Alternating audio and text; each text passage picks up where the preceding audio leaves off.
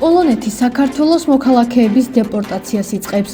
ამის შესახებ პოლონეთის პრემიერ-მინისტრი დონალდ ტუსკი სოციალურ ქსელში განცხადებას აკეთებს. მან აღნიშნა, რომ პოლონეთის მთავრობამ ეფექტურად დაიწყო ქართული დაჯგუფებების დაშლა.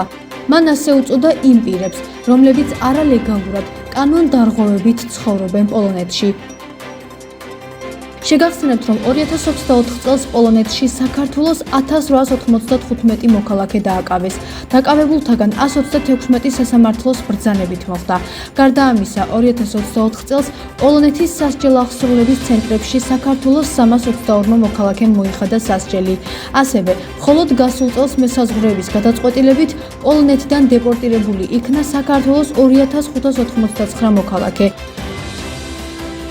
პოლონეთის ხელისუფლება აცხადებს, რომ ეჭვმიტანილთა შორის ყველაზე გავრცელებული დანაშაულები უკანონო მიგრაცია, ძარცვა, ნარკოტიკებითა და იარაღით ვაჭრობა და ყაჩაღობაა. პოლონელი ოფიციალური პირების ინფორმაციით, 5 მარტს დეპორტირებულ საქართველოს მოქალაქეებს შორის იყვნენ 24-58 წლის მამაკაცები, რომელთა სადეპორტაციო ტრანსპორტირებაც პოლონეთის სხვადასხვა კუთხიდან მოხდა.